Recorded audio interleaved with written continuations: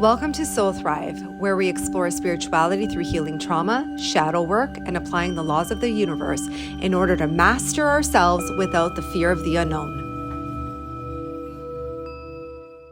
Hi, John. Thanks so much for being here on the Soul Thrive podcast. We're so excited to discuss a lot of what you do, animal rescue, rehabilitating animals. I mean, you do more than just that, I think. I love your Instagram, to be honest. I've been following you for a very long time, and just even seeing how you interact with the animals and all the work that you've done, with Larry and with Nova. I mean, I just find pure joy when I actually watch your stories, or sometimes you just brighten my day. To be honest, I really, really enjoy your videos and your content.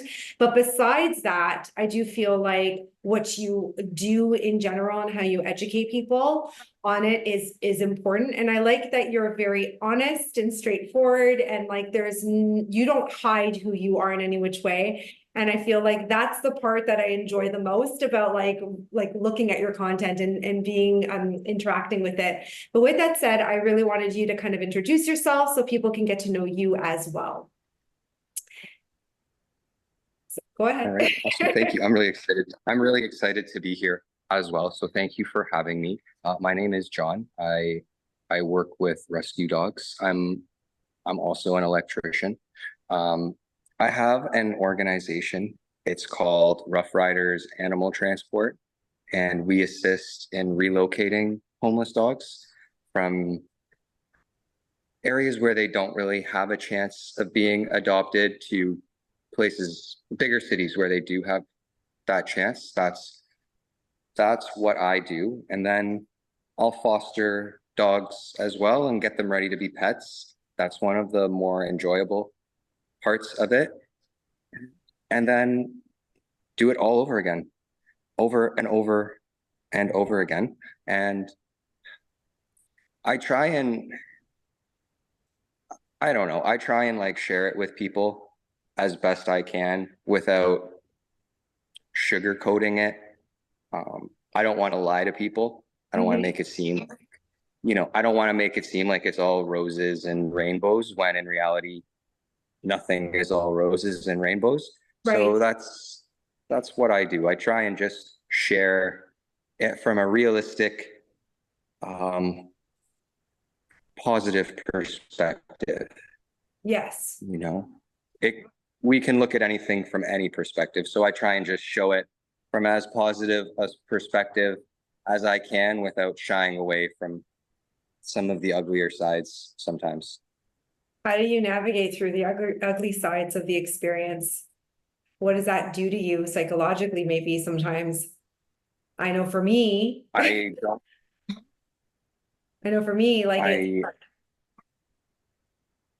is hard.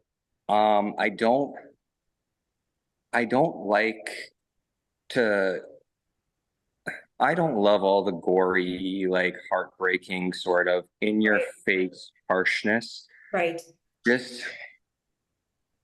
So I worked at a hospital for maybe 12 years. Okay. 12, 14 years. Life is harsh enough. Right. Life is harsh enough. I don't need to be shoving harsh realities into your face. Right. You live on planet Earth. Mm-hmm. I'm sure you have, there's enough hitting you, and none of us are unique in that sense. Yeah. Everyone has their own horrible story.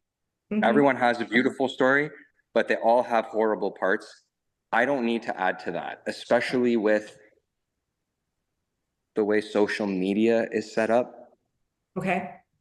Social media is not something that we use on a schedule. Okay. Someone could be having a great day, mm-hmm. and they click on my Instagram and I have some gory in your face, right. horrible thing there, and I ruin their day. When they came, that wasn't the reason they came. I don't want to do that to people. That being said, sometimes you do need to show a little bit of the darker side. Yes. And let people's imaginations do the rest. Okay. I don't feel the need to say the many ways that things can go wrong. Mhm. Simply saying they went wrong is enough. You know, I can tell you the dog was abused. You understand what that means. I don't need to get into the Right. nitty-gritty details. I feel it's almost counterproductive. Mhm. You know, people want to help. People want to help, but they also don't want their soul crushed. So there's a lot of fine lines when it comes to what you can share and what you can't, in terms of actually getting through to people. Okay. That's how I found it. Yeah. And I'm really curious, what drew you to this work in the first place? Was it a single incident that happened, or what compelled you to actually get involved on the level that you are involved in? Um, I guess it almost was a single incident. Someone just asked if I wanted to foster some dogs, and I said yes. And once you do it, I mean, it feels good. Yeah. Anyone who's saying they do it only for the dogs and for no other reason is lying. It feels good. Yeah. It feels good to help out.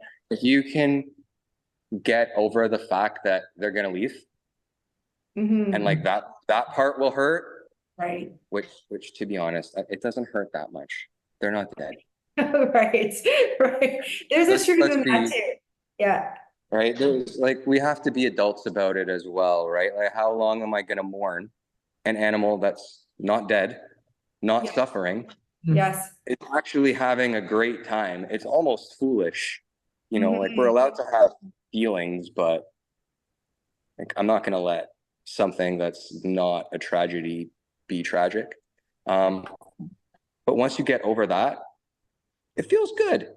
Yeah. It's nice. The whole giving someone the dog, like when they get their dog, when they adopt the dog Mhm. and they meet the dog for the first time, that's the best feeling ever. I've seen it over 1,000 times. It never gets old. It's the best part.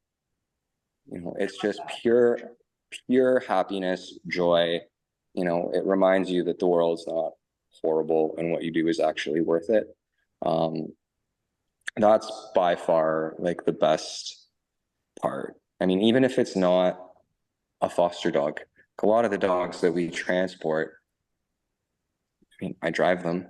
We go for a couple of walks, but like I don't know them personally. But still, the joy they bring to people when they meet them, like that more, it's the best. It makes the whole thing worth it.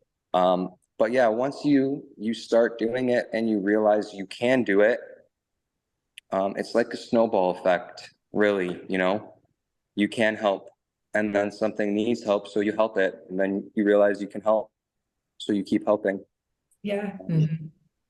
And you know, it's not just with dogs, but as soon as you start helping anything, anywhere, the cries for help just keep coming. And you just do your best to answer them as you can. You can't. There's a lot of truth Yeah. in that. I do like that fact that you do have this, like, I feel energy about you that you're trying to look and see the silver lining no matter what the circumstances are. And I love that. But with that said, do you find that you get burnt out easily, that you give too much of yourself? Could that cause, I know in the rescue in general, there's a lot of compassion fatigue that does happen. And I know a lot of rescues can people in general feel a sense of burnout. But I wonder if it's because, like what you were saying, it's that, you know, holding on to, or that suffering of the experience instead of allowing yourself the opportunity to kind of see the silver lining, or to make that change in perspective. I mean, the burnout part is real, but I don't want to. Okay, it sounds a little weird to say this, but you almost have to be cold. Okay. You know, Yeah. I can help the best I can. I can, and I feel that I help a lot, and that's all I can do. I can only do so much. So as I feel like, as long as I'm trying, I'm doing okay. A lot of people take responsibility. I find a lot of rescuers take responsibility for things that are not their responsibility, and it weighs heavy on them. Right. You know, I feel for these dogs. A lot of them I do. The ones that I can't help, Mhm. I feel horrible, but I'm not the one who put them in this situation. Okay. And it is a selfish way to look at it, Mhm. but it's my mind that I have to protect. I agree with that. I think that you have what you're communicating to me is that you have a very good gauge of boundaries. It You sounds need to. like, yeah, I think in order for anyone to be able to navigate through these experiences and not suffer in the experience as well as all the suffering that's going on, you've maintained very good boundaries. And I think that I think more people should do that in all levels of their life and their experiences so that you said it, you like nailed it, where you're just like, I have to protect my mind. And I do Yeah. think that that's something that I've had to, like, I struggle with that a little bit because like I'm always looking at the animals that are suffering and I'm always like fixated on it. And my husband even says to me, he's like, you've got to stop doing that. He's like, it's ruined your day. It's ruined your experience. It's caused you to feel like guilt and all these other things that kind of come with whatever that may look like. And then sometimes I feel uneducated. I don't know what to do, or I don't know what steps to take to make the situation better, or even just to change my mindset with it, because I have my own little dog. I'd like to have like a whole bunch of dogs if I could, but I also know that I'm someone who gets overwhelmed very easily. So it's kind of like, where do you find that balance if you're trying to teach someone or educate someone? How would you educate someone like me who's like wants to help, but at the same time may feel a little sense of like being paralyzed in it? I think it's important to always just try and start small with anything, right? There's a lot of emotional commitment that comes with bringing these dogs into our lives. But that being said, maybe you don't have to bring them into your life to start. There's lots of ways that you could, like, for example, the Toronto Humane Society allows people to come and walk their dogs, and you can go and take them out into their beautiful dog park that they have. It's all fenced in, and play fetch and, have a great time without bringing them home. Mhm. And, it's nice to go and have fun at the park with the dog for a few hours. It's a totally different thing to bring them home, Right. into your home and care for them, because that can get overwhelming. And,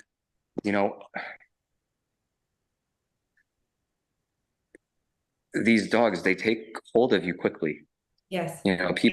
People don't understand just how easy it is to fall in love with one of these animals, and like hopelessly in love with one of these animals. So like bringing it home might not be the best idea if you're not mentally ready to fall in love and break your heart when you give them up. But there are other ways, like there's lots of events that shelters hold that rescues hold, where you can go and get involved with the dogs. Even just knowing somebody else who fosters dogs, and just go and hang out with those foster dogs, because exposure is a big part of it too. Be like, hey, do you want to go walk that dog? Put Right. the dog on it and go. And that's a big thing for dogs to be socialized. So there's lots of ways to help without actually bringing the animal home. Bringing the animal home is big. It's a big emotional commitment. Right. But that being said, if you're ready to do the work, Mhm. it can help. It can help. Like the whole who rescued who thing. Right. It's true if you're willing to do the work. It I've found that sometimes I've said yes when I wasn't sure I was totally ready. Mhm. And in the end, I came out of it better. Right. Right. It really does depend on just how mentally like strong you are, Right. I guess. You know, like That was if you're actually, ready, yeah. Yeah. yeah, if you're ready to put that work in, the it will be a challenge that will reward you in the end. Like all It's gonna be my challenges, next really. question. You want, Yeah, I was so ready to ask it because I think if more people knew just how healing the whole experience could be for them and how much love it can bring to them. And I'm sure as much as this is difficult emotionally, physically, mentally, financially, in so many ways, there must have been aspects of you that have been healed throughout this whole process. I mean, the dogs also healed you on some level, would you say? I mean, this is a hot topic in my world because I the dogs will help you, right? They will help you, but you need to be brutally honest with yourself about like what's up. So bringing a dog into your life does not automatically save you. Mhm. And I feel that when we talk about, oh, you know, how they do heal you, it's too many people are looking for a quick fix. Right. They want that magic spell, like, oh, okay, I have all these issues, I'll get a dog and my issues will be fixed. And Mhm. it's not, that's not the way it works.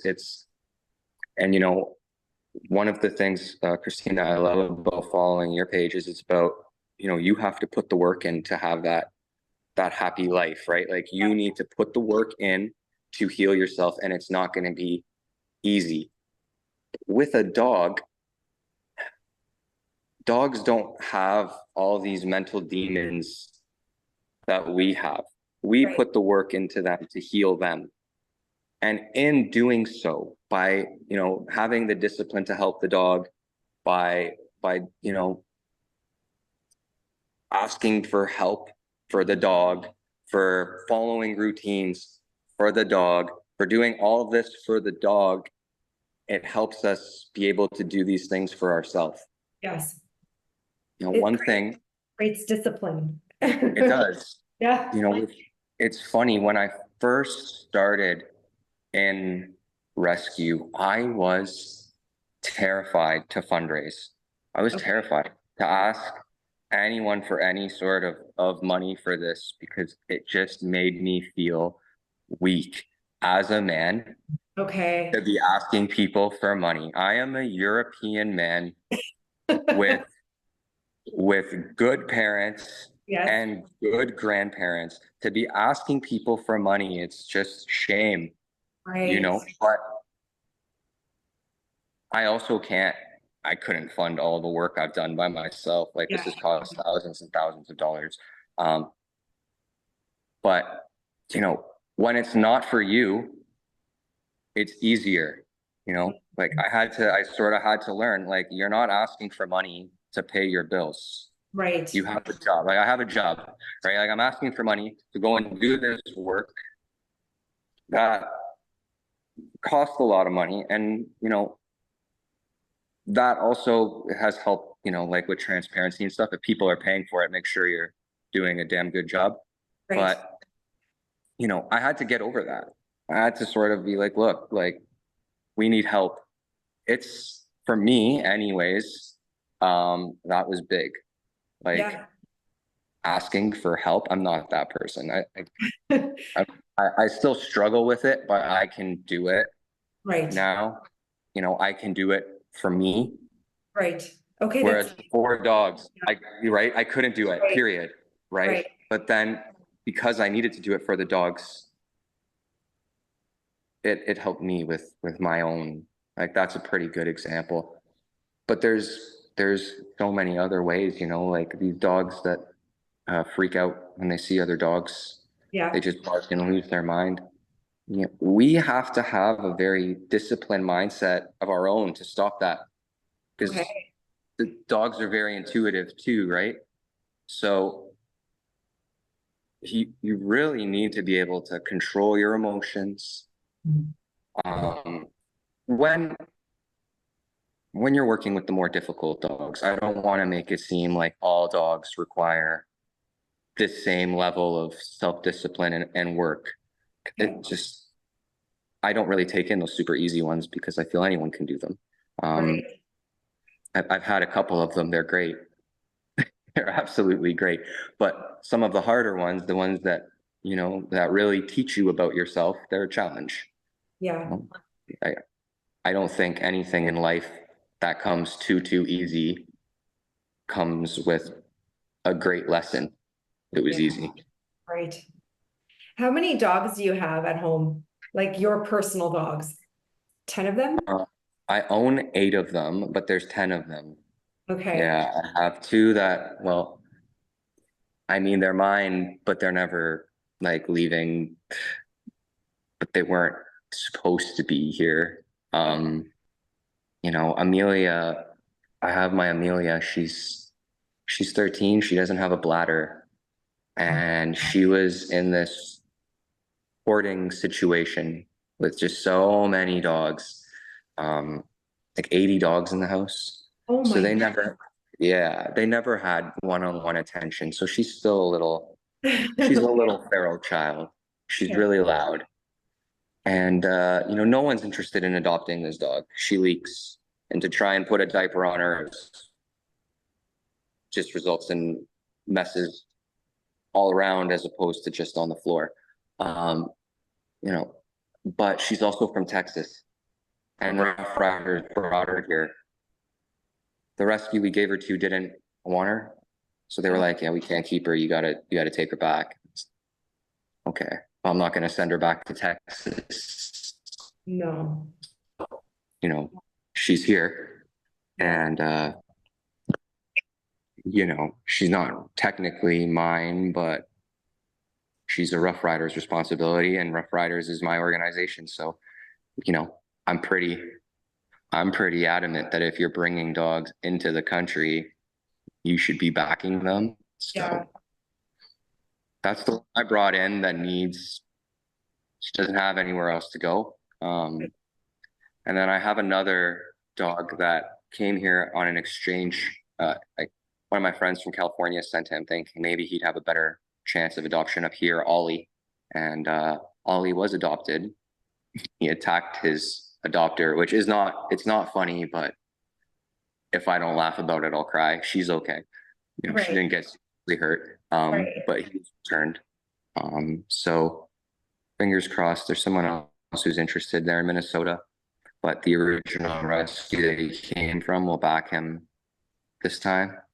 So he's going to be moving to Minnesota, and then I'll be down to 9.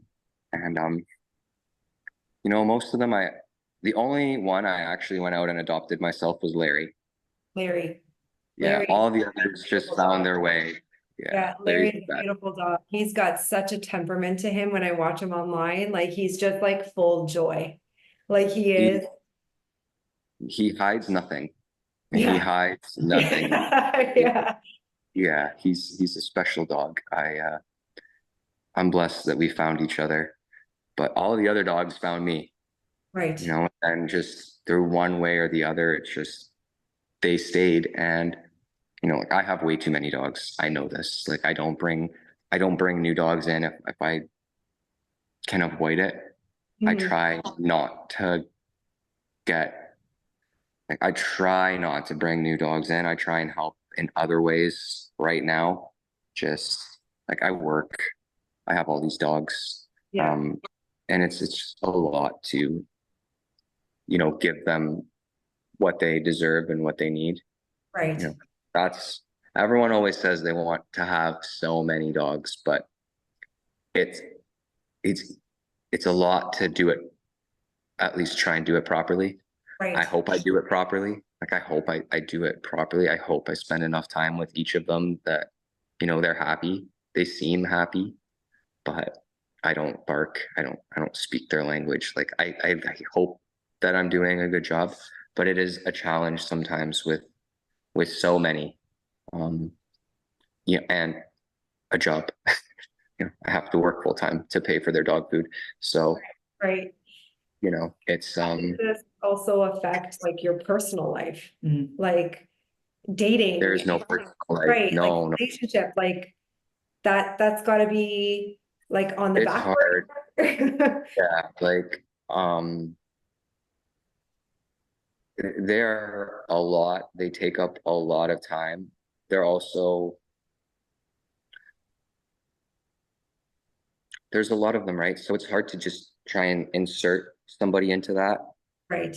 Um, and I'm not, it, it it's hard. It is. They take up a lot of time. They can be quite loud and demanding.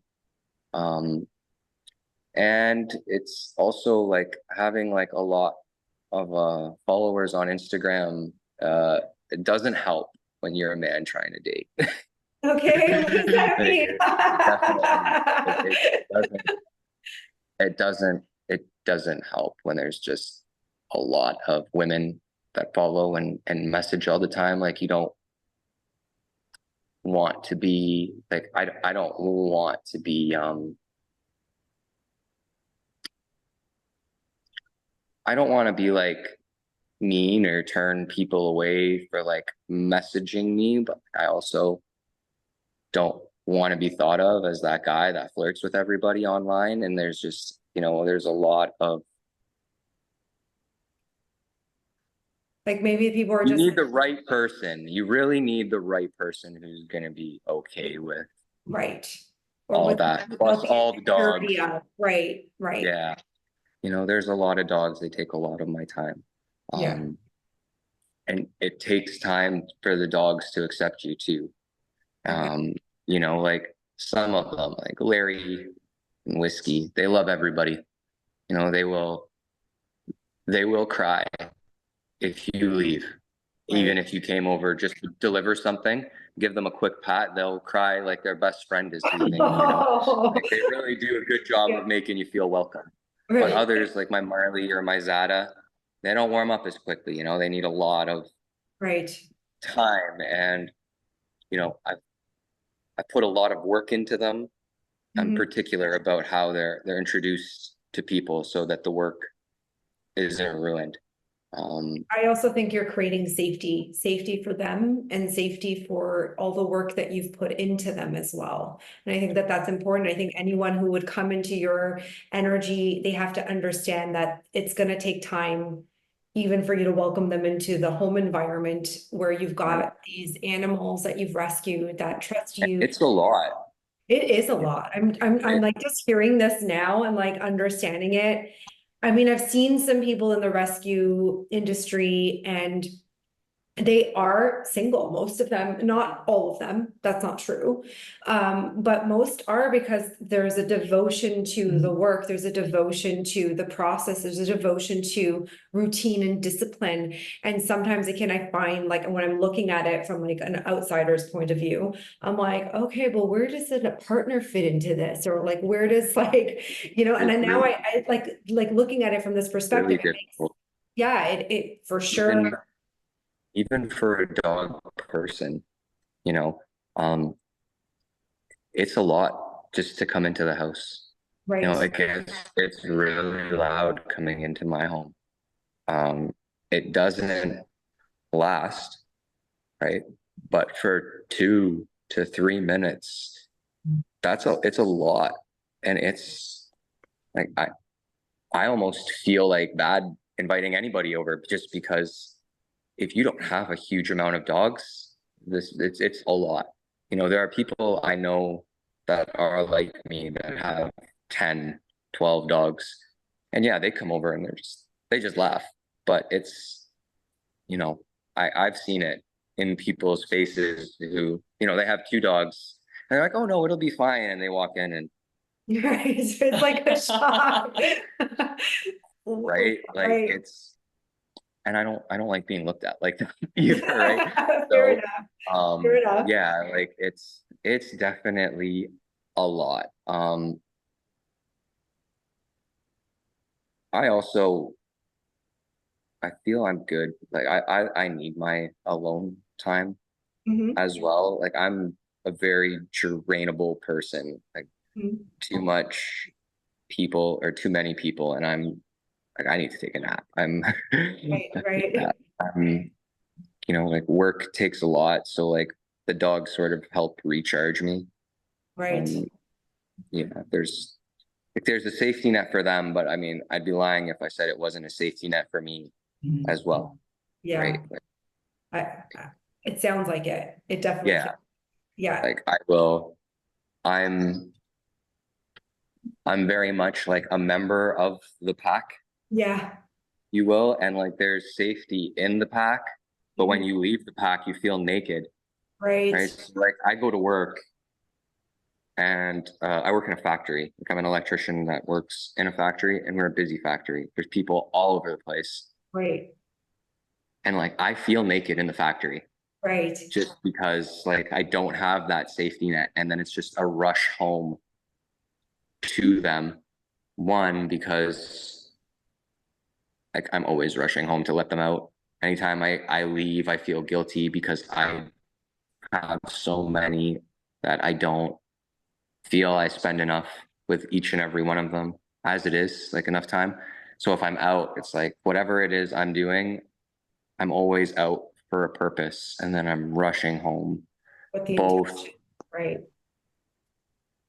yeah, like with the intention of fulfilling my responsibilities, but I've turned those responsibilities into a safety net, Yeah. if Yeah. that works, Yeah. right? Like I have to do this, Right. but doing this makes me feel safe. Right. So So yeah, maybe there's that's a like layer of someone something. Maybe there's a layer of something that you need to unravel there. Maybe for there's sure, something, there's something there that you need to explore for at a sure, different level, which is, I think, for good, sure. right? Because I think like I find that animals help us examine parts of ourselves too, because I mean, children do this too. It's not just animals. Mhm. Always kind of mirroring back parts of our unresolved parts, right? Things that we need to examine within ourselves on a deeper layer or level. Do you have any other questions? That's Yes, she does. There's one question, but I'm trying to frame it Okay. properly, and it's funny enough, it's just related to what you were just saying on the tail end of that. Having done this work and having gone through this experience, is there an aspect of yourself that you've met that you otherwise wouldn't have had you not done this work?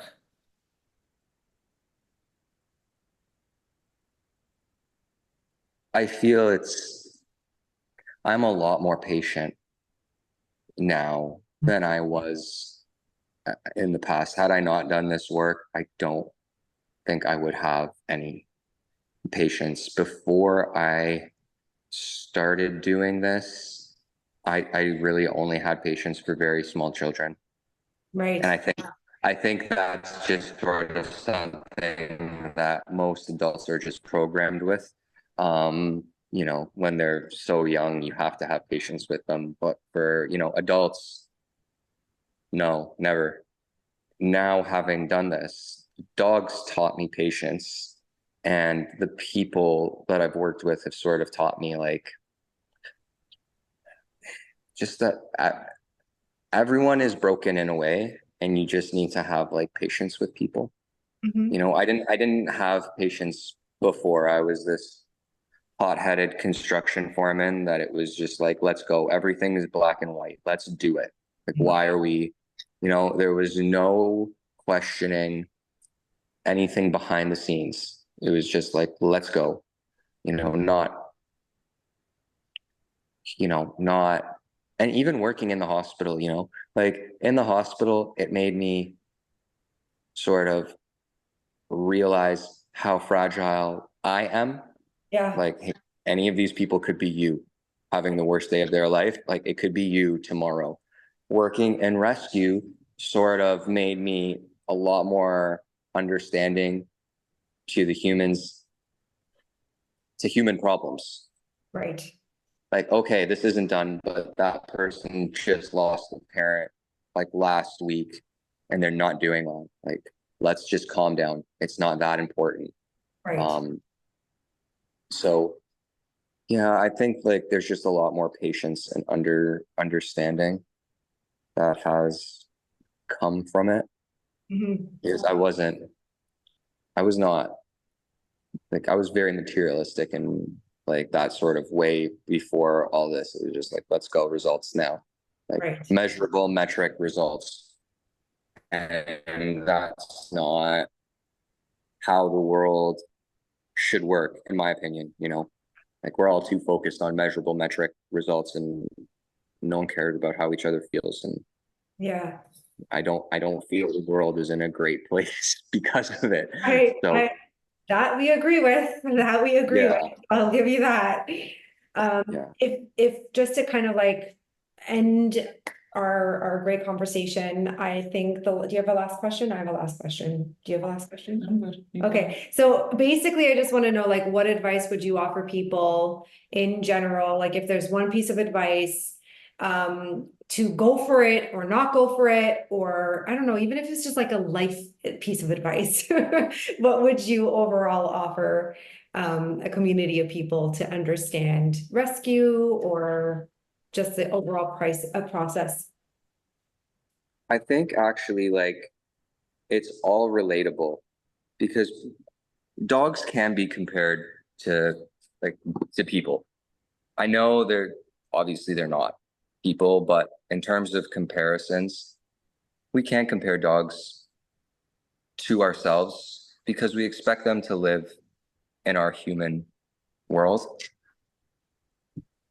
With our dogs, we can let them have all the issues that they have and that we want, or we can fix them.